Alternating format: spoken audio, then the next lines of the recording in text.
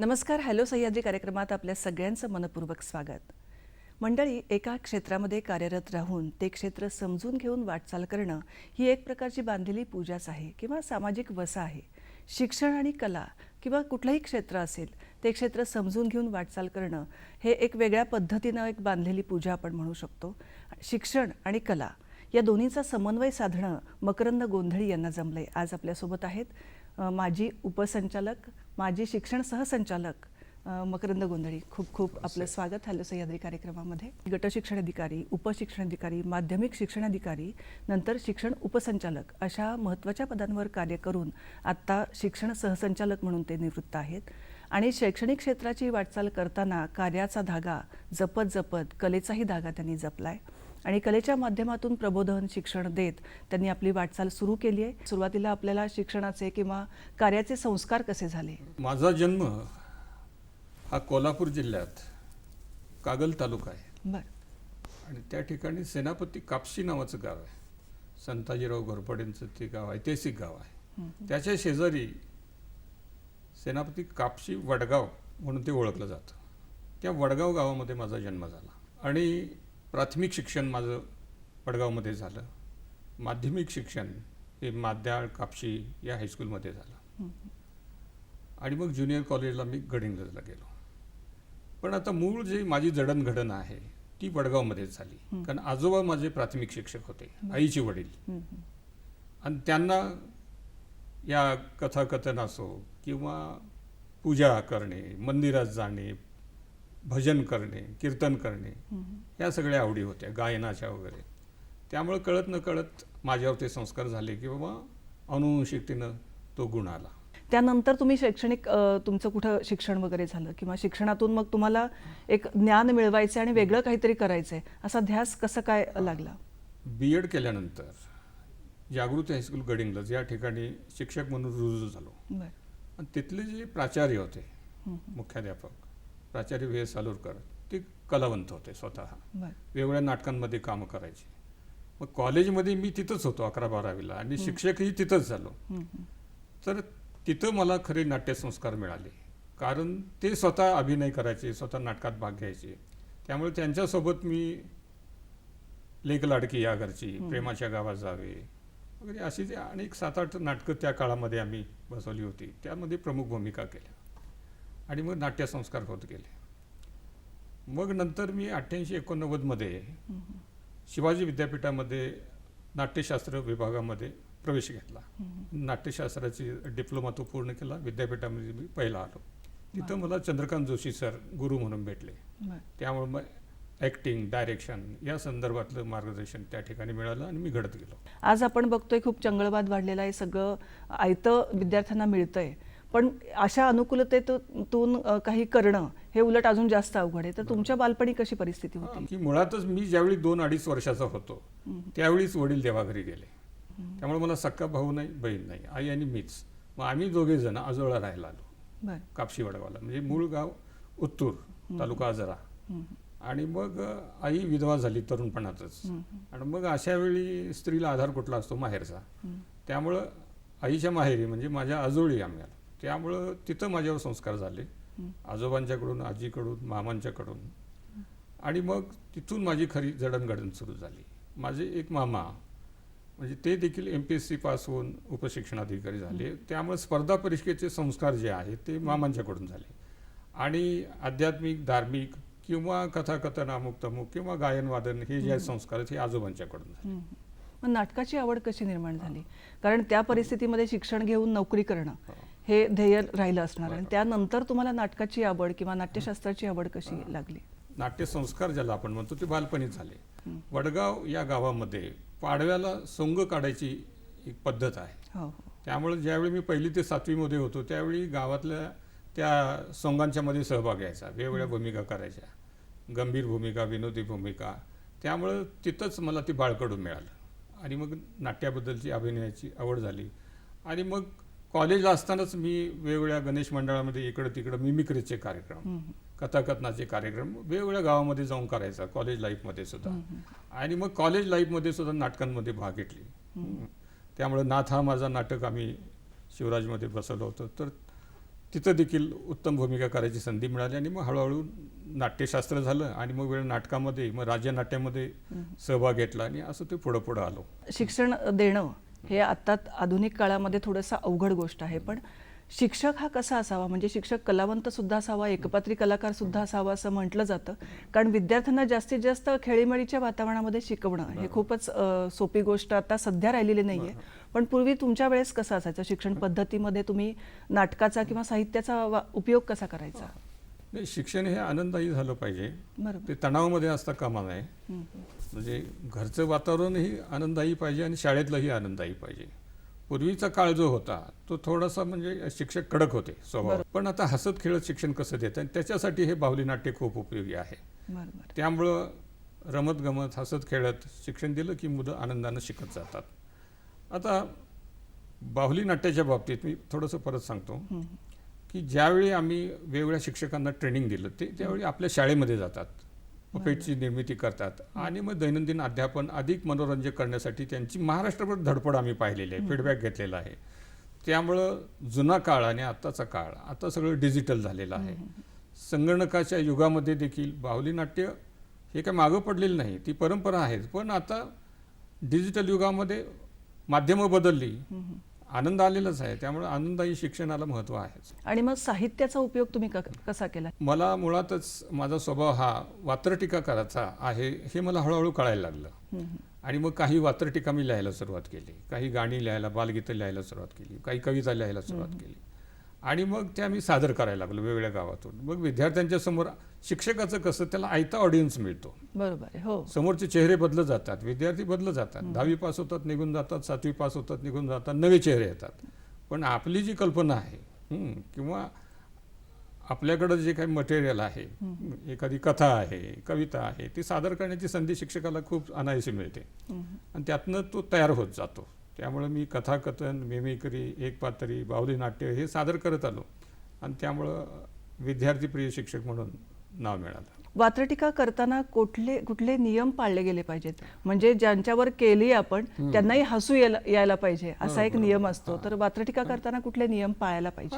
Hurt करणारी म्हणजे मनाला दुखवणारी वात्रटिका असू नये असं म्हणतात. पण हळूवार जर गुदगुल्या केल्या तर त्यात आनंद मिळतो. आता माझीच एक वात्रटिका मी माझ्यावरच केली. अच्छा. तिथून ऐकायला नक्की आवडेल. ज्यावेळी मी आरशामध्ये पाहिलं आणि मला वाटायला लागले की माझे केस कमी व्हायला लागले आणि मग मुली बघायला मी जायला लागलो इकडं तिकडं. मग सुरुवातीला गेलो आणि ती अशी समोर बसलेली होती, मी पण होतो, ती माझ्याकडे बघायला लागली, मी तिच्याकडे बघायला लागलो आणि मग मुलगी बघायला गेल्यानंतर माझं असं लक्षात आलं, वात्रट मनामध्ये माझ्या आलं की ती माझ्याकडे बघून म्हणते, टक लावून टकलू तू पाहू नको. क्या बात आहे. टक लावून टकलू तू पाहू नको आणि माझ्या जीवाचं येड तू लावू नको. क्या बात आहे. पण ज्यावेळी तिला गप्पेतून कळलं की मी कलावंत आहे, मी नकलाकार आहे, त्यावेळी ती पुन्हा म्हणते, अकलेचे आणि कलेचे चांदणे तुझ्या टकलावरी फुलले म्हणून राय मी तुझ्यावरी फुलले. क्या बात आहे. खूपच छान. म्हणजे जसं लग्न आपण झालं ना, लग्न झालं, पहिली दिवाळी आली, ती गप बसेल की नाही, परत तिचं पुढचं सुरूच, वाटते मनी दिवाळीच्या सणी मोती साबण होऊनी तुझ्या टकलावरी फिरावे. फेसळावे, घुसळावे, गिरकी घ्यावे, फिरकी घ्यावे, तिथून उठावे, काकत घुसावे, गुदगुल्या करून पळून जावे. वा वा, क्या बात आहे. त्यामुळे म्हणजे गंमत अशी आली. वात्रटिका असेल तर एक छान खेळीमेळीच्या वातावरणामध्ये त्या हां. साहित्याचा आनंद घेतात तो नक्कीच. आता मला विचारायचं आहे की आपण शिक्षण क्षेत्रामध्ये आता वाटचाल केलेली आहे, अनेक पदांवर तुम्ही कार्य केलं, जबाबदारीचं काम होतं, तर ती शैक्षणिक वाटचाल कशी होती? 90 मध्ये मी महाराष्ट्र लोकसेवा आयोगाची परीक्षा पास झालो. माझे सख्खे मामा, आम्ही दोघेही बसलो होतो बरं. आणि आम्ही दोघेही पास झालो. मामा महाराष्ट्रात पहिले आले MPSC MPSCला, बरं. मी 12वा आलो. बरं त्यामुळे माझं पहिलं पोस्टिंग रायगड जिल्ह्यात महाडला गट शिक्षणाधिकारी म्हणून झालं. बरं. मग वेगवेगळ्या जिल्ह्यांमध्ये जशी बढती मिळेल तशा बदल्या पण झाल्या. त्यामुळं रायगड, अहमदनगर, सातारा, पुणे, कोल्हापूर अशा वेगवेगळ्या जिल्ह्यामध्ये बदल्या झाल्या आणि मग गट शिक्षणाधिकारी, उपशिक्षणाधिकारी, शिक्षणाधिकारी आणि मग शिक्षण उपसंचालक, शेवटी शिक्षण सहसंचालक म्हणून बढती मिळाली आणि मी सेवानिवृत्त झालो. तर असा हा सगळा प्रवास प्रशासनातलाही आणि त्याबरोबर मी माझी कला जोपासत गेलो, कला सोडली नाही. विश्रांतीनंतर पुन्हा एकदा आपलं सगळ्यांचं मनपूर्वक स्वागत. आपल्यासोबत आहेत मकरंद गोंधळी, त्यांच्याशी आपण गप्पा मारत आहोत आणि त्यांचा प्रवास जाणून घेतोय. मला सांगा की तुमच्या बऱ्याच ठिकाणी बदल्या झाल्या, वेगवेगळ्या पदांवर तुम्ही कार्य केलं, तर त्या पदांवर कार्य करताना कुठलं शैक्षणिक धोरण आपण स्वीकारलं? प्रत्येक पदाची जबाबदारी वेगवेगळी असते. गट शिक्षणाधिकारी म्हटलं की तो एका तालुक्याचा प्रमुख असतो शिक्षणाचा. त्यामुळे तालुक्यातल्या सर्व प्राथमिक शाळा, माध्यमिक शाळा यांचं प्रशासन त्याच्याकडे असतं. आणि ज्यावेळी तो प्रमोशन घेऊन शिक्षणाधिकारी जिल्ह्याचा होतो, त्यामुळे त्या जिल्ह्यातील सर्व उपशिक्षणाधिकारी, गट शिक्षणाधिकारी, शिक्षण विस्तार अधिकारी, केंद्र प्रमुख यांच्यावर त्याचं सनियंत्रण असतं. आणि मग संपूर्ण जिल्ह्याचं प्रशासन तो बघत असतो. त्यामुळं माध्यमिक शिक्षणाधिकारी असेल तर तो माध्यमिकचं प्रशासन बघतो. त्यामुळे मी साताऱ्याला जिल्हा शिक्षणाधिकारी होतो. त्यामुळे माध्यमिक शाळा सातारा जिल्ह्यातील ज्या आहेत त्यांचं संपूर्ण प्रशासन आणि मग तिथं कलात्मक काय प्रगती करता येईल, मग तिथला ग्रंथ महोत्सव असो किंवा विविध कला महोत्सव असतो, तर त्यामध्ये शिक्षकांचा सहभाग, विद्यार्थ्यांचा सहभाग आणि मग वेगवेगळ्या प्रकारच्या स्पर्धा, मग ते गायन, वादन, नृत्य, नाट्य किंवा चित्र महोत्सव असतो. तर अशा माध्यमातून विद्यार्थ्यांच्यावर संस्कार कसे करता येईल आणि शिक्षकांना कशी संधी देता येईल याच्यासाठी प्रयत्न केले. मग बाकीचं शिक्षणाची प्रगती किंवा हे सगळं हा रुटीनचा भाग असतो. पण याच्या पलीकडे मी कलावंत शिक्षणाधिकारी म्हणून त्याच्याकडे विशेष लक्ष दिलं. बरोबर. शिक्षणाचं महत्त्व तुम्हाला माहिती आहे, त्याच्यामुळे कुठल्याही शास्त्र असेल, कुठलंही शिक्षण असेल, त्याच्यामध्ये एक कष्ट लागतात, त्याची उपासना लागते किंवा परिश्रम लागतात. तर नाट्यशास्त्रामध्ये आपण काय पदवी मिळवली, पुढे काय काय नाट्यशास्त्रामध्ये केलं? शिवाजी विद्यापीठातून मी नाट्यशास्त्र पदविका उत्तीर्ण झालो, प्रथम क्रमांकानं उत्तीर्ण झालो. त्यावेळी चंद्रकांत जोशी सर आम्हाला गुरुस्थानी होते. अच्छा. त्या ठिकाणी मग दिग्दर्शनाच्या संदर्भात मार्गदर्शन मिळालं, अभिनयाच्या संदर्भात मार्गदर्शन मिळालं आणि वेगवेगळ्या नाटकांमध्ये मी कामं करतच होतो. मग पुढं मग राज्यनाट्य स्पर्धेमध्ये वेगळा सहभाग घेतला. त्यामध्ये रझिया सुलतान, डॉक्टर म्हणजे मदर अशी वेगवेगळ्या नाटकांमध्ये सहभाग घेतला. त्याच वेळेला की मी इकडं दूरदर्शनमध्ये देखील मला संधी मिळाली, FTIमध्ये संधी मिळाली. बालचित्रवाणी आमची शासनाचीच होती, त्यामध्ये वेगवेगळ्या ठिकाणी मला संधी मिळाली. मग हे वेळेचं नियोजन कसं करायचं? कारण मोठ्या पदांवर कार्य करताना पुन्हा हे नाटक किंवा राज्यनाट्य स्पर्धा असतील किंवा नाट्यशास्त्रामधले काही अनुभव असतील, तर ते कसं आपण मी समीकरण? पुण्यामध्ये होतो सर्व्हिसला, 8 ते 10 वर्ष मी पुण्यातच होतो. बरं. कुमठी करोडला महाराष्ट्र राज्य दृक्श्रवण शिक्षण संस्था आहे, त्या ठिकाणी बाहुली नाट्य नावाचा विभाग होता. तर तिथं काम करताना संधी मिळायची. कारण बालचित्रवाणी ही आमची सिस्टर इन्स्टिट्यूटच असल्यामुळं, SCRTची जवळचे संबंध असल्यामुळं मला तिकडं ऑन ड्युटीही जायला मिळायचं की या संस्थेतून त्या संस्थेत. त्या ठिकाणी एक निर्मिती अतिशय दर्जेदार झाली होती, न्याय नावाची. न्याय नावाची एक मालिका बालचित्रवाणी पुणेनं तयार केली होती आणि संपूर्ण बालचित्रवाणी ज्या भारतातल्या आहेत त्यांची एक स्पर्धा होते, एक कॉम्पिटिशन असते आणि त्यामध्ये त्या न्याय जी मालिका होती तिला पारितोषिक, उत्कृष्ट पारितोषिक मिळालं होतं. त्यामध्ये मी लोहाराची भूमिका केली होती. त्यानंतर FTIमध्ये फिल्म अँड TV इन्स्टिट्यूटमध्ये काही इंग्लिश, हिंदी प्रोडक्शन्स असतात, त्यामध्ये देखील मी सहभाग घेतला होता आणि तिथं संधी मिळाली होती. साहित्यातून प्रबोधन होऊ शकतं किंवा मुलं जास्तीत जास्त खेळीमेळीत शिकू शकतात, हे कधी जाणवलं आणि मग त्याचे प्रयोग तुम्ही कसे केले? साहित्याचे प्रयोग शिक्षणामध्ये कसे केले? माझा कल जो होता हा कविता लेखनाकडे होता. आता मग अशी तुम्हाला वात्रटिकेचं सांगितलं तसं विद्यार्थ्यांना आता आयुष्याच्या विविध वळणावर आपल्याला गुरु भेटतात, पण पण आपली पहिली गुरु कोण आहे? आई आहे. म्हणून काय म्हटलेलं आहे? जिता जागता चालता बोलता परमेश्वर असे घरी, नाव तयाचे मातोश्री, म्हणून देव म्हणत असे माझे रूप तुमच्या घरी, मग कशाला येता देवाच्या मंदिरी, झिजवाया पायरी. घर एक मंदिर, मंदिरात बाबा आई, विठोबा रुखमाई. सर्वांची आई हे परमेश्वराचं रूप आहे. हे विद्यार्थ्यांना मी समजावून दिलं, अधिकारी असताना देखील. त्यामुळं विविध वळणावर आपण कुठेही गेलो, लंडनला गेलो आणि ठेच लागून पडलो तर तोंडामध्ये आजोबांचं नाव येत नाही, काही काकांचं येत नाही, आई ग हा उच्चार येतो. त्यामुळं आई सावलीच्या रूपानं, रक्ताच्या रूपानं, आठवणींच्या रूपानं, अश्रूंच्या रूपानं आपल्या सोबत सतत असते. त्यामुळे तिचं स्मरण सतत केलं पाहिजे. आई हयात असो नसो, या जगात असो नसो, सोबत असो नसो, पण आईची आठवण ही चिरंतन असते. बरोबर आहे. हे विद्यार्थ्यांना समजावून सांगितलं. जास्तीत जास्त तुमच्या कविता ज्या आहेत त्या निसर्ग आणि आई, आणि त्याच्यावर. बऱ्याच कविता गेय स्वरूपात असल्यामुळे चटकन त्या पाठही व्हायच्या आणि लक्षात राहायच्या. अशा काही कविता आपण गाऊन म्हणू शकता? सांगता कधी? आईबद्दलची कविता सांगतो मी. आई तुझ विन या जगात काही नाही, निळ्या नभातील चंद्र तू, चंद्राचे शीतल चांदणे तू, चांदण्यातील देखणे नक्षत्र तू. आई तुझ विन या जगात काही नाही. खूप छान. एखादी निसर्गावरची पण आवडेल? आता प्राथमिक शिक्षक असो, माध्यमिक शिक्षक असो, तर बालवाडीचा असो, तो वृक्षारोपणाचं काम करत असतो. मुलांच्या माध्यमातून मुलांना घ्यायचं, ग्राउंडवर जायचं आणि मग रोपं लावायची. मग तो संस्कार कसा आहे? रोप रोप लावावे, झाडांचे गीत गावे, गीत संगीत ऐकवावे, झाडांना बहरू द्यावे. बहरतील झाडे, येतील पक्षी, डोलतील झाडे आनंदाने. आणि मग शिक्षक त्याची बदली होते, परत तो त्या शाळेत येतो कधीतरी 7-8 वर्षांनी, आणि तो बघतो की आपण लावलेलं झाड मोठं झालंय. मग तो झाडाला प्रेमानं असं धरतो. गेलो झाडास धरावया, गेलो झाडास धरावया, आणि मीच झाड झालो. फुटली पानं मला, पानं फुलं फळं गर्द हिरवी सावली, आणि त्या सावलीत निष्पाप निरागस गोंडस मुलं तेथे धावली.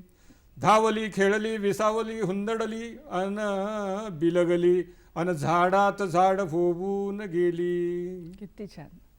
तर बाळाचं, आईचं, निसर्गाचं, माणसाचं, शिक्षकाचं, विद्यार्थ्यांचं, गुरुचं, शिष्याचं असं तन्मयतेचं, एकरूपतेचं नातं आहे. हे मी विद्यार्थ्यांना पटवून दिलं. किती छान. आणि खरंच विद्यार्थी भाग्यवंत असतील की असे शिक्षक मिळाले, म्हणजे हसत खेळत ज्ञान देणं आणि त्याच्यामध्ये प्रात्यक्षिकं सुद्धा दाखवणं आणि पर्यावरणाचा संदेशही देणं.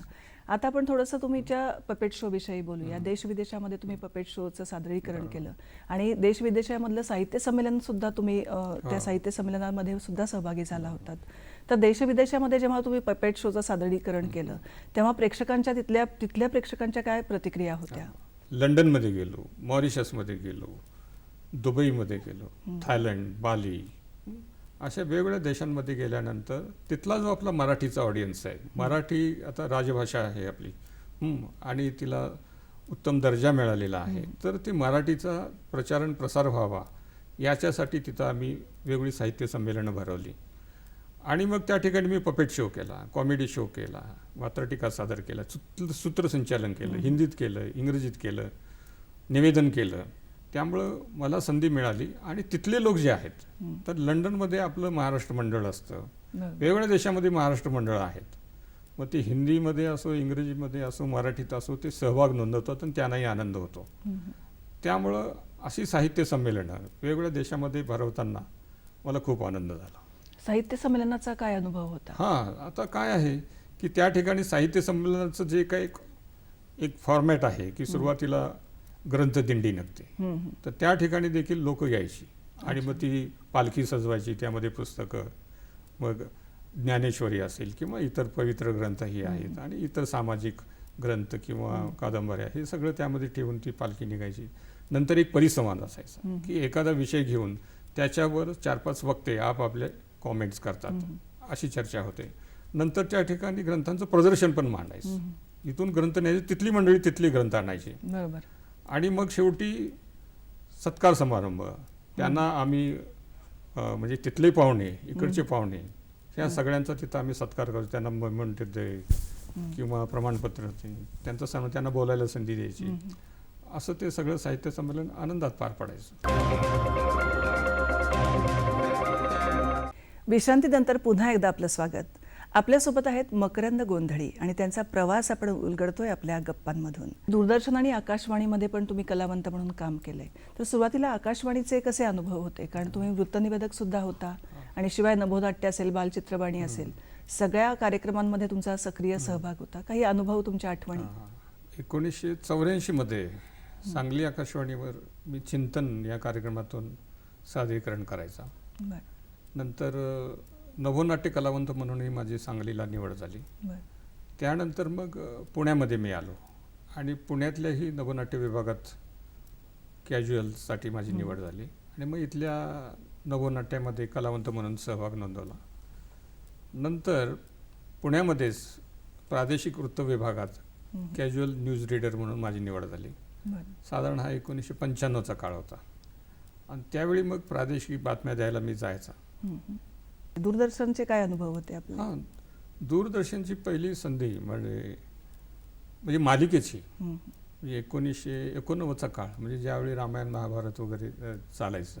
तर त्या काळामध्ये वि स खांडेकर यांच्या अमृतवेल या कादंबरीवर आधारित मालिका सुरू होती, अमृतवेल. तर त्यामध्ये डॉक्टरची भूमिका करायची मला संधी मिळाली. 11 एपिसोडमध्ये मी डॉक्टरची भूमिका केली. जवळजवळ 1 महिना शूटिंग होतं त्यावेळी. तर त्यावेळी उषा नाईक, अलका कुबल, शरद तळवळकर, कुलदीप पवार यांच्या समवेत काम करायची संधी मला मिळाली. पुढे जाऊन आपण नाट्यशास्त्राची पदवी घेतली, त्यानंतर बाहुली नाट्य या विभागाचे प्रमुख होता. तर हे पपेट शो करताना काय आव्हानांना तोंड द्यावं लागतं? देश विदेशात सुद्धा तुम्ही सादरीकरण केलेलं आहे. हे कसं आहे, कष्टसाध्य कला आहे. म्हणजे घेतली हातात बाहुली आणि लगेच सुरू केलं असं होत नाही. कारण तुम्हाला व्हॉइस मॉड्युलेशनचा सराव असावा लागतो. वेगवेगळ्या प्रकारचे आवाज घशातून काढणे आणि त्या बाहुल्यांच्या हालचाली ज्या आहेत त्या करणे, तर हा सरावाचाच भाग आहे. त्यामुळं आणि काय आहे की मगाशी मी सांगितलं त्यामुळे बाहुलीमध्ये जीवच नसतो ना. आणि मग बाहुली आता तिच्या चेहऱ्यावरचे भाव आपण बदलू शकत नाही. समजा हसरी बाहुली आहे आणि ती रडताना दाखवायची आहे, तर त्यावेळी काय करतो आपण की बाहुली आपण तिची मान खाली करायची. तर उदाहरणार्थ दाखवायचं झालं तर तुम्हाला मी सांगतो, आता ही बाहुली आहे, आता ही हसरी आहे, पण आता ती रडतेली दाखवायची. तर त्या कॅमेरा जर चेहऱ्यावर गेला तर तो हसरा आहे ना, मग ती खाली करणार, म्हणजे मान खाली आणि आवाज सुरू. बरोबर. म्हणजे आवाजाच्या माध्यमातून, प्रकाशच्या माध्यमातून योग्य ते संगीत देऊन मग तो इफेक्ट साधला जातो. तर हे कष्टाचं काम आहे. त्यामुळे डेव्हिडेडली जो करतो त्यालाच ते साध्य होतं. शिक्षकांनी हे करावं म्हणून आमची खूप धडपड असायची आणि त्याला यश यायचं. सजीवता आणण्याचं काम आवाजाने होते. मग हे आवाज जेव्हा आपण पपेट शोच्या दरम्यान आवाजाचं मॉड्युलेशन किंवा काही विविधता आपण आवाजांमध्ये काढतो, तर त्या आवाजाची काळजी कशी घेतली गेली पाहिजे? कारण आपण कलाकार बघतोय आता व्हॉइस मॉड्युलेशनचे अनेक कोर्सेस उपलब्ध आहेत, पण सगळ्यात महत्त्वाचे नियम कुठले पाळले पाहिजेत? आवाज हे आपलं बलस्थान आहे. बरोबर. वाणी हे आपलं सामर्थ्य आहे. प्रत्येकाचा आवाज वेगळा आहे. त्यामुळे माझा आवाज कसा आहे, त्याची जातकुळी काय आहे, आणि मग समोर साऊंड सिस्टीम आहे का, माईकचा मी योग्य वापर करतोय का, माझ्या दातांची रचना कशी आहे, आणि ध्वनी कुठून बाहेर पडतो, समोर किती ऑडियन्स आहे, 40 लोक आहेत का 400 का 4000 आहेत, आणि माझा आवाज तिथपर्यंत पोहोचतो का, याचं भान आपल्याला असलं पाहिजे. मग मूळ जो आवाज आहे आपला तो प्रत्येकाचा वेगळा आहे, पण माझा जो आवाज आहे तो अधिक चांगला ठेवण्यासाठी मला काय केलं पाहिजे, त्याचे काही सराव आहेत, व्यायाम आहेत, आहाराची काळजी आहे. त्यामुळं आपण अधिक तेलकट, अधिक तिखट, अधिक आंबट, अधिक खारट, एकदम थंड असे पदार्थ खाऊन चालणार नाही. त्यामुळं कुठलंही व्यसन, गुटखा, मावा, तंबाखू हे घशामध्ये फिरत राहिलं तर तुमच्या आवाजावर परिणाम होईल. बरोबर, अगदी. त्यामुळं हे जपण्यासाठी आता मी या निमित्तानं सांगतो की मी पूर्ण शाकाहारी आहे आणि पूर्ण निर्व्यसनी आहे, कुठलंही व्यसन नाही. त्यामुळे या वयात देखील मी माझ्या आवाजाची जपणूक करू शकलो. आता याचे काही व्यायाम आहेत. सकाळी उठल्या उठल्या मी काय करतो बघा, सोपा व्यायाम आहे तो, की 3 वेळेला नाकातून श्वास आत घ्यायचा, तो घशातून बाहेर टाकायचा. मी नाकातून घेतलेली हवा घशातून बाहेर टाकायची. ती कशी बघा, मी आता डोळे बंद करून ते करतोय, तुम्ही बघा.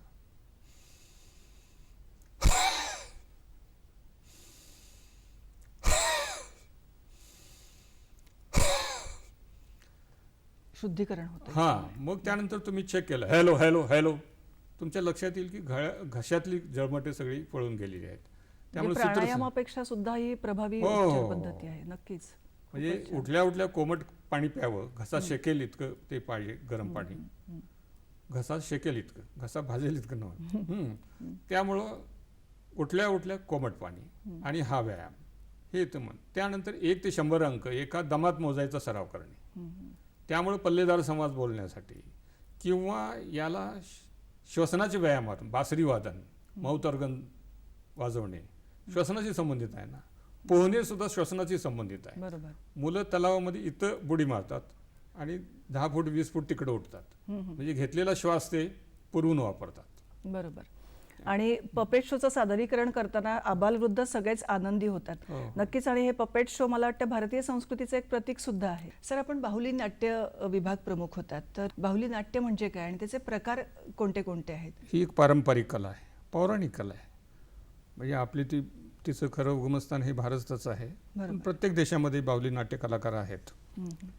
आता बाहुली नाट्याचे वेगवेगळे प्रकार आहेत किंवा बाहुल्यांचे वेगवेगळे प्रकार आहेत. यामध्ये काठी बाहुली असते, चर्म बाहुली असते, शॅडो पपेट म्हणजे सावलींच्या माध्यमातून सादर केली जाते, ते कळसूत्री बाहुली असते, ही हातमोजा बाहुली आहे.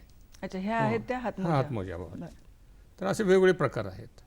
आणि मग याचा एक स्वतंत्र विभाग पुण्यामध्ये होता. महाराष्ट्र राज्य शैक्षणिक संशोधन आणि प्रशिक्षण परिषद, कुमटेकर रोडला. त्या ठिकाणी बाहुली नाट्य नावाचा शासनाचा विभागच होता. आणि त्या विभागाचा प्रमुख मी म्हणजे 10-12 वर्ष प्रमुख म्हणून काम केलेलं आहे. मग आम्ही महाराष्ट्रातल्या शिक्षकांना, प्राथमिक शिक्षक, माध्यमिक शिक्षक, DEDचे शिक्षक, BEDचे शिक्षक ह्यांना ट्रेनिंगसाठी बोलवत होतो. आणि मग वेगवेगळ्या प्रकारच्या अशा बाहुल्या तयार कशा करायच्या, त्या रंगवायच्या कशा, सजवायच्या कशा, चालवायच्या कशा, त्याला नेपथ्य कसं, प्रकाश योजना कशी, संगीत कसं, स्क्रिप्ट रायटिंग कसं, हे सगळं ट्रेनिंग आम्ही 13 दिवसात देत होतो. आणि मग त्यातून प्रबोधन, विद्यार्थ्यांचं प्रबोधन असो किंवा त्यांच्यावर चांगले संस्कार करायचे आहेत, एखादा धडा, एखादी कविता बाहुल्यांच्या माध्यमातून कशी शिकवायची, याचं ट्रेनिंग आम्ही देत होतो. त्यामुळं अध्यापन हे मनोरंजक व्हायचं, आकर्षक व्हायचं. त्यामुळे विद्यार्थ्यांना त्याची गोडी वाटायची.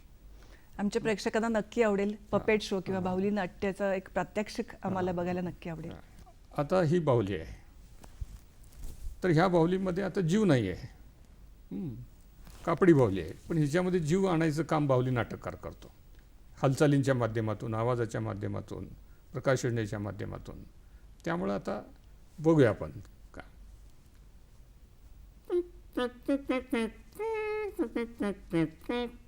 ओ काय चाललंय,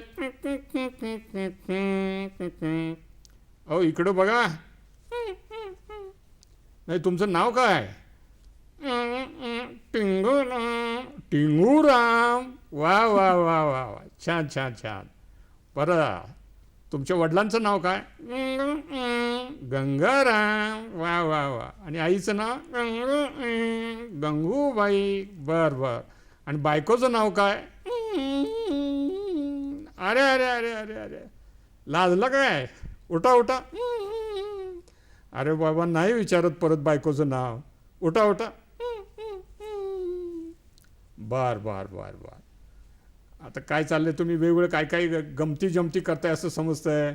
वेगवेगळे आवाज काढताय, नकला करताय. कुठले कुठले आवाज काढताय? काढ बघू. कसला आवाज काढतोस? बंदुकीचा आवाज काढतोस? नाही. बर. तोफेचा आवाज काढतोस? नाही. बर. मग तुंतुण्याचा आवाज काढ बघू. अरे वा, अरे वा.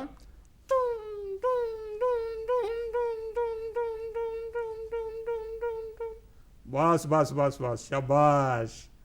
बरं, ते ऑर्केस्ट्रामधला पण तो आवाज काढतोच म्हणे. काढ बघू.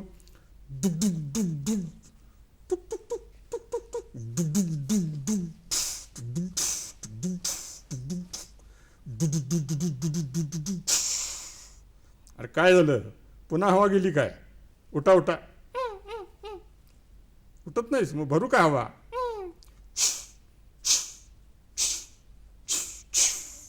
बार बार बार. आता टाळ्या वाजवा. हा, नमस्कार करा. पुन्हा एकदा नमस्कार करा. Bye bye. खूप छान. आणि हे बाहुली नाट्य किंवा पपेट शो आपण बघतो की लहान मुलांना तर आवडतंच, पण मोठ्यांना सुद्धा खूप छान वाटतं. थोडंसं वेगळं काहीतरी आवाज येतोय, बाहुली वाजतायत, बाहुली बोलतायत, खूप छान वाटतं. विश्रांतीनंतर आपलं पुन्हा एकदा स्वागत. आपल्यासोबत आहेत मकरंद गोंधळी. सर, मला नक्की आवडेल की वाटसरू या कथानकाचं किंवा या कथेचं सादरीकरण आपण देशविदेशामध्ये केलेलं आहे. आणि ती कथाकथन ह्याच्यामुळे गाजलं की त्याच्यामध्ये काही तुम्ही साऊंड इफेक्ट्स पण दिले होते. आणि 5 मिनिटाची कथा तुम्ही अनेक वेळा सादर केली, अनेक देशांमध्ये, गावांमध्ये, शहरांमध्ये. काय होती ही कथा वाटसरू? म्हणजे मी ज्यावेळी 4थीत होतो, म्हणजे 6-4-10 वर्षाचा होतो, त्यावेळी मी रेडिओवर हे नवनाट्य ऐकलं होतं. बरं. म्हणजे व्यंकटेश माडगुळकर यांचं हे आहे, पुणे आकाशवाणीची निर्मिती आहे. बरं. आणि त्यातली प्रमुख भूमिका आता या संदर्भात काय, हे सस्पेन्स ड्रामा आहे. हा एक रहस्यमय नाटक आहे, 30 मिनिटाचं. त्याला मी संक्षिप्त रूप दिलं, संवाद तसं लिहिले. आणि मग आपलं शरीर एक वाद्यवृंद आहे. विविध प्राणी पक्षी यांचा आवाज काढण्याची क्षमता आपल्या शरीरामध्ये आहे. मग माईकचा उपयोग करून मी ते आवाज काढत काढत ती कथा छोटी केली आणि ती सादर केली. मग सगळीकडे सादर केली, देशात परदेशात. हिंदीमध्ये पण केली, इंग्रजीत केली, मराठीत केली. त्यामुळं कुठलाही ऑडियन्स समोर असलं की ते 3 भाषेमध्ये मी त्याचा आनंद घ्यायचा आणि लोकांनाही ती आवडायची. तर ती आता मी सादर करतो आपल्यासमोर.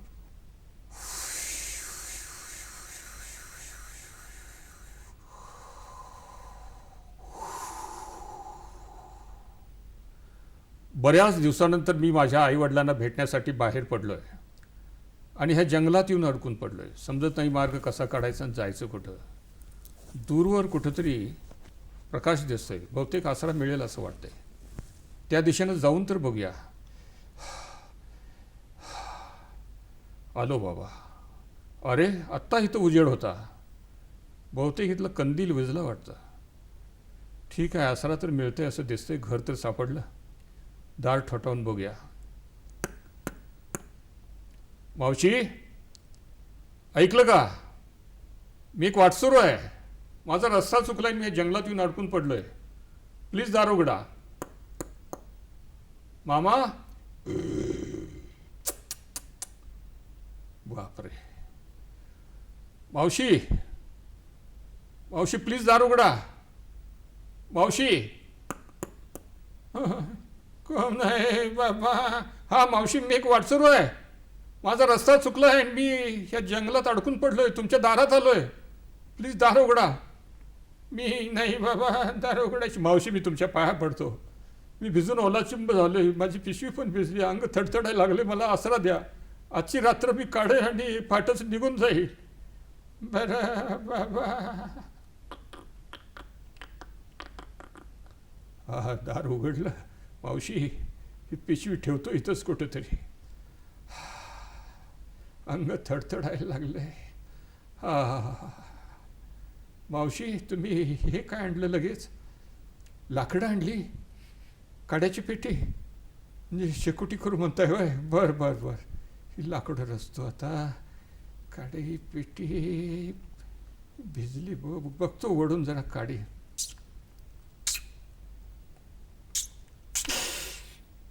वा. मावशी, मायेची ऊब मिळाली हो ह्या शेकोटीतनं. खूप उपकार झाले तुमचे माझ्यावर. मावशी, तुम्हाला एक प्रश्न विचारू का? विचार की बाबा. नाही म्हटलं, ह्या भयान जंगलात तुम्ही एकट्या कशा का राहताय? कुणी भाऊबंद, पै पाहुणे, पतिराज वगैरे. मावशी, तुम्ही हुंदकी दिले, तुमच्या डोळ्यात पाणी. मावशी, तुम्ही मान खाली घातली. काय घडलं सांगा ना, माझं काय चुकलं? मावशी तर बघा तर माझा नवरा मरून त्या बापरे तुमची पतिराज मरून त्या क्वार्टर पडलीत आणि त्या प्रेताला घेऊन तुम्ही घरी बसलाय. अहो त्याची विल्हेवाट लावायची काय पद्धत. मी एकटीच बाई माणूस खरा हो म्हणून कोणी प्रेताला घरी घेऊन बसतं का. आपण विल्हेवाट लावूया. मला सांगा आजूबाजूला कोण पै पाहुणे आहेत. मी जाऊन त्यांना बोलावून घेऊन येतो. मला फक्त जाण्याचा मार्ग सांगा मी घेऊन येतो. मावशी मावशी गेली. मावशी गेली. बापरे काय करावं. बसतो आता मी शेकोटी शेकत. नाही आता मला भीती वाटायला लागली. समोरच्या कॉटवर पेडलेले ते प्रेत त्याच्यावरचा तो लालाल गुलाल सगळं भयान आहे. मला इथे थांबवत नाही. मी इथून पळून जातो. देव मला वाचव. कोण हसलं काय. अरे कोण हसतंय. बापरे प्रेत कॉटवर उठून बसायला लागलंय. नाही तू भूत आहेस. तू भूत आहेस. ए बघ बघ बंद. हातातलं घड्याळ आणि पैशातलं आधी पैसे जे आहेत इकडा. नाही हो माझ्याकडे पैसे नाहीत. मला मारू नका. मारत नाही थांब आता तुला. मला मारू नका. का रे मला मारता मारता एकदम का थांबलास. माझ्या हातातलं पिस्तूल पण. लक्षात ठेव मी कोणी वाटसरू नाही. मी कोणी कंडक्टर नाही. मी एक इन्स्पेक्टर आहे. पळून जायचा अजिबात प्रयत्न करू नको. चारी बाजूनी पोलिसांचा गराडा आहे. तर पळशील जीवाला मोक्षे. मुकाट्यानं अरे पळाला. फायर.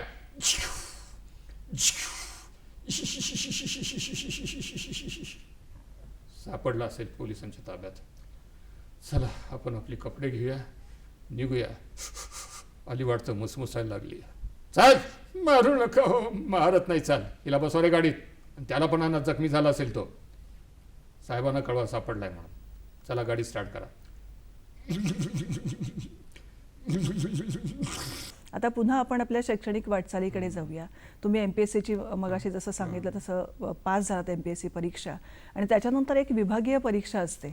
आणि रसिक हो प्रेक्षक हो जेव्हा आपण म्हणतो की एखादं व्यक्तिमत्व घडतं तेव्हा त्याच्यामध्ये अनेक संकट किंवा प्रतिकूल परिस्थिती असते आणि या सगळ्या प्रतिकूल परिस्थितीवर मात करून एखादं व्यक्तिमत्व घडलं जातं आणि त्याचेच आदर्श उदाहरण म्हणजे मकरंद गोंधळी आहेत. नक्की आवडेल की आम्हाला त्याच्यातून एक आदर्श किंवा प्रतिकूलतेतनं किंवा संकटाला घाबरायचं नाही हे तुमच्या त्या शिकवणीतनं आम्हाला ऐकायला मिळेल. तर जेव्हा विभागीय परीक्षा आपण दिली तेव्हा नक्की तुम्हाला काय अडचण आली आणि काय संकट तुमच्याकडे उडावलं. काय MPSC सिलेक्शन नंतर 2 वर्षामध्ये तुम्हाला विभागीय परीक्षा पास व्हावी लागते. त्याच्यात संधी असतात वर्षातून 2. मग मी जवळजवळ 3-4 वेळेला बसलो पण मला यश मिळत नव्हतं. का यश मिळत नव्हतं तर माझ्या 1992 साली कोल्हापूरच्या ST स्टँडवर मला एक स्कूटरवाल्यानं धडक दिली होती. त्यामुळे मी कोसळलो होतो. त्यानंतर मग माझ्या मणक्यामध्ये प्रॉब्लेम तयार झाला आणि नंतर हळूहळू उजव्या हातात माझ्या कंप सुरू झाला. त्यामुळं हाताची पकड सैल झाली. त्यामुळं पेनावरची पकड सैल झाली आणि मग पेपर कव्हर होईनात माझे. 3-4 वेळा मी बसलो. पेपर ते अर्ध्यावर सोडायची वेळ यायची. मग मी MPSC मध्ये भेटलो. मंत्रालयात भेटलो. शालेय शिक्षण विभागात बसलो. संचालकांना भेटलो. मग ते म्हणाले की तुम्हाला रायटर घेता येईल.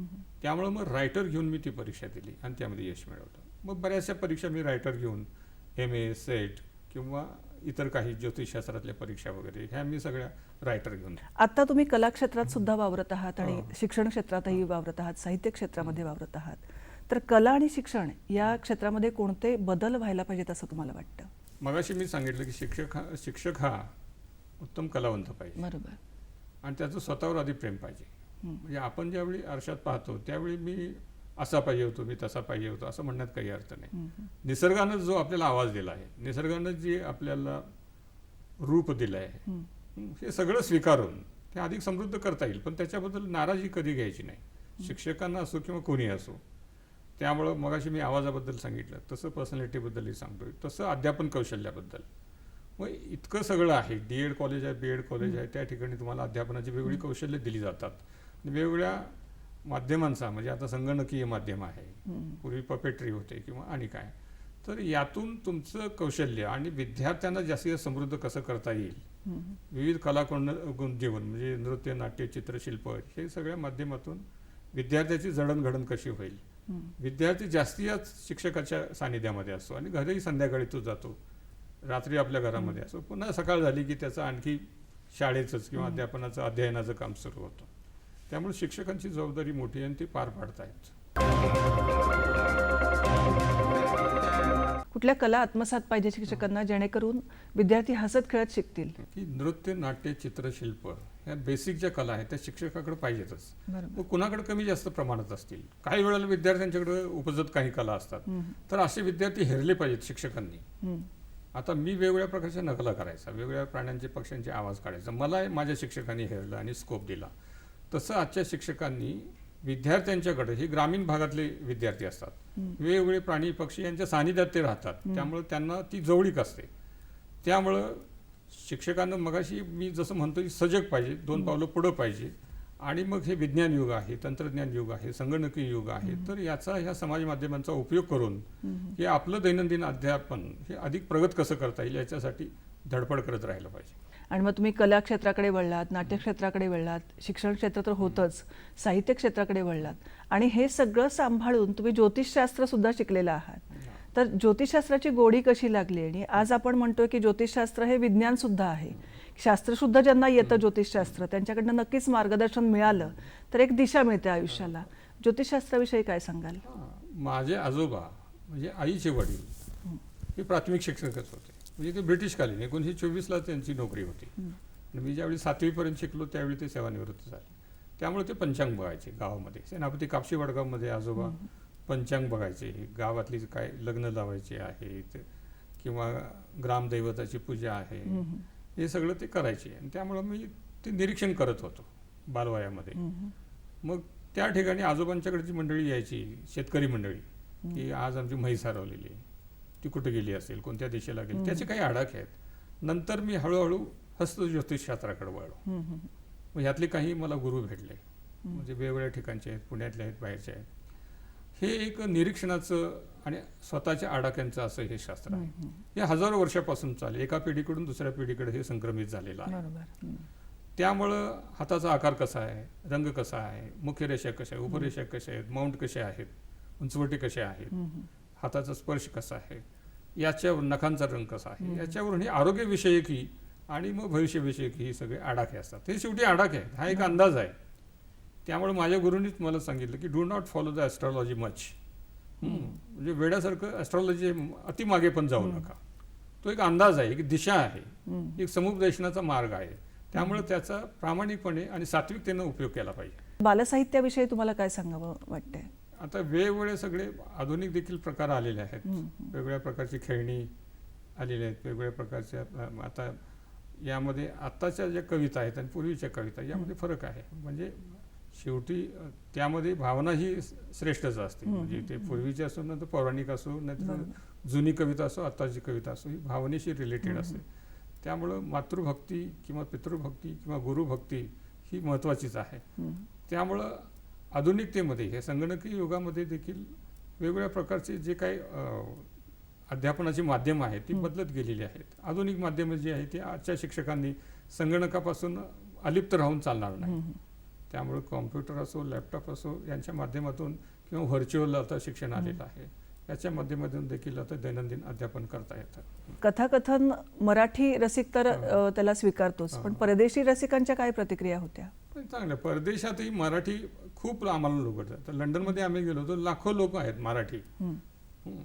त्यानंतर म्हणजे वेगवेगळे जे आहेत शहर, नॉटिंगहॅम, बर्मिंगहॅम या ठिकाणी गेलो किंवा मॉरिशसमध्ये गेलो तर त्या ठिकाणी आपल्या भारतीय वंशाची खूप लोक आहेत ज्यांना मराठी येतं आणि हिंदी येतं. त्यामुळे अडचण काय, भाषेची अडचण येत नाही. बरोबर. आपल्या सगळ्या प्रेक्षकांना, शिक्षकांना आणि बालसाहित्यामध्ये जे काही कार्यरत आहेत त्या सगळ्यांना तुमचा काय संदेश असेल? प्रत्येक माणूस हा एक कलावंत आहे. म्हणजे मी नाटकात काम केलं नाही, मी चित्रपटात काम केलं नाही, त्यामुळे मी कलावंत नाही असं नाही. रोज तुम्ही एवढ्या भूमिका करताच ना. साधं कंडक्टरचं उदाहरण घ्या. तो घरातून बाहेर पडतो, कंडक्टरचा ड्रेस घालतो, एस टीमध्ये जातो आणि मग तो काय म्हणतो, तिकीट चला पुढं कोण तिकीट घ्यायचं राहिलं. ही त्याची ती भूमिका झाली. दिवस संपला, संध्याकाळी घरी आला आणि घरी आला की पुन्हा मग जाताना घराकडे तो भाजीपाला घेऊन जातो. म्हणजे तिथं त्याची भूमिका पालकाची सुरू होते, वडिलांची सुरू होते. त्यामुळे एका भूमिकेतून दुसऱ्या भूमिकेत माणूस दिवसभर जातच असतो. त्यामुळे आपण म्हटलं, शेक्सपियरनं म्हटलेच आहे की सारं जग ही एक रंगभूमी आहे हो. आणि प्रत्येक माणूस कलावंत आहे. त्यामुळं आपण कला ही जपत राहिली पाहिजे. मकरंद गोंधळी यांनी कथाकथनाचे अनेक प्रयोग देशविदेशात सादर केले. त्याची एक झलक बघूया. नमस्ते मंडळी, मी एक प्राथमिक शिक्षक आहे आणि बऱ्यापैकी नकलाकार आहे. नाही, बरा हा शब्द मराठीमध्ये बरा आहे म्हणून वापरलेला, बरा म्हणून वापरला बरं का. तर काल रात्रीच माझा नकलांचा कार्यक्रम एका गावी झाला आणि मग सकाळी आता उठायला उशीर झाला. ही आमची सोसायटी आहे आणि इथं आधेमध्ये मला फोन येतो. आलाच बघा. हॅलो हॅलो, हां बोला की. होय, नाही असू दे की, नसू दे की. बरं बरं बरं. नाही, आपण कोण? हां, लागू? काय लागू? हो हो लागूजी, नमस्ते. काय म्हणताय? मला आणि चित्रपटात संधी आणि मी मुंबईला यायला पाहिजे. बरं बरं बरं बरं, येतो येतो येतो येतो, उद्याच येतो. हो हो हो, नाही फोन ठेवतो म्हटलं, नंतर मनशीला सांगितलं नाही. मी मुंबईला जाणार, मी सिनेमात काम करणार, ही बातमी सगळीकडे पसरली आणि माझ्या निरोप समारंभाची तयारी सुरू झाली हो शाळेत. एवढ्याच शाळेला पाटलाचा रामचंद्र आला. गुरुजी, शाळेकडे बोलिवलं बघा. कशाला बोलिवलं आहे? शाळेत कार्यक्रमाचा समारंभ आहे म्हटलं आहे. कार्यक्रमाचा समारंभ? नाही, चुकलं वाटतं, समारंभाचा कार्यक्रम आहे. बरं बरं बरं बरं, चल चल आलो चल. मी सगळी आवरावर केली आणि शाळेत गेलो. तर शाळेमधली सगळी शिक्षक मंडळी ही टेबलं मांडा, खुर्च्या मांडा, स्टेजची तयारी करा यामध्ये गुरफटलेली होते. आणि दिवटंकर गुरुजी बाकी 1ली ते 4थी 4ही वर्ग एकटे सांभाळत होते. ते 4थीच्या वर्गात गेले. आवाज बंद, स्कॉलरशिपचा अभ्यास करायचा. आमच्यावेळी कसले अवघड प्रश्न पडायचे माहिती आहे का? मी स्कॉलरशिप पास झालो आहे. तर पाटलाचा राम्या म्हटलं, गुरुजी तुमच्यावेळी कसले प्रश्न पडायचे सांगा बघू एखादा प्रश्न. ऐक, आमच्या वेळेचा स्कॉलरशिपचा प्रश्न ऐक. ओठात शब्द, ओठात शब्द, डोळ्यात झोप, तर नाकात काय? सगळी पोरं फिरी फिरी हसायला लागली आणि 4थीतली सगळी पोरं एकमेकांच्या नाकाकडे बघायला लागली. नाकात काय म्हणजे? कोणाच्या नाकात नसते. गुरुजी मी सांगू, गुरुजी मी सांगू. सगळी पोरं बोट वर करायला लागली. गुरुजी नाकात गणी आहे, बस घाले. गुरुजी नाकात गणी, बस घाले.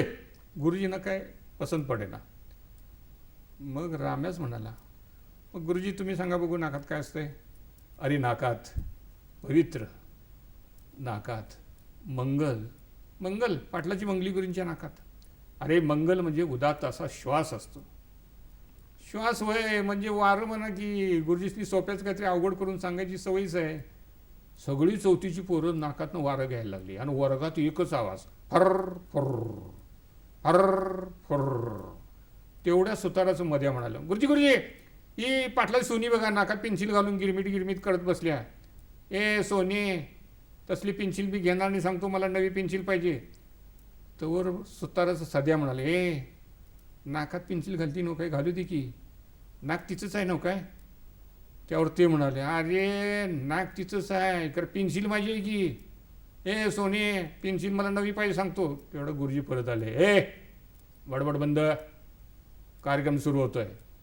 गुरुजी आता चाललेत मुंबईला सिनेमात काम करायला. सगळ्यांनी नीट बसायचं. सरपंच साहेब आलेले आहेत. पहिल्यांदा सरपंच साहेब बोलतील, बाकीचे नंतर बोलतील. सरपंच साहेब आले.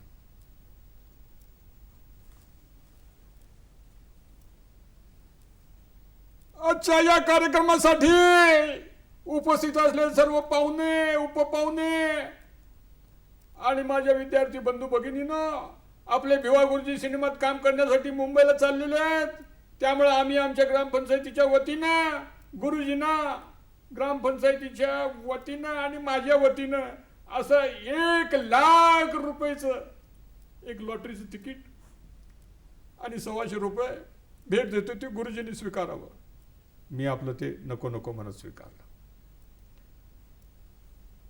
आणि मग निरोप समारंभ झाला आणि तिथून आम्ही मग मुंबईला प्रयाण केलं आणि सिनेमात काम सुरू झालं. खूप छान. आणि कथाकथन ही एक मोठी कला आहे. पूर्ण ती कथा असेल, चित्र असेल, समोर डोळ्यासमोर उभं राहतं आज आपण आलात, आमच्याशी गप्पा मारल्या आणि आपला सगळा प्रवास उलगडून टाकला. त्याबद्दल धन्यवाद. दूरदर्शनच्या वतीनं आपले मनपूर्वक आभार. धन्यवाद.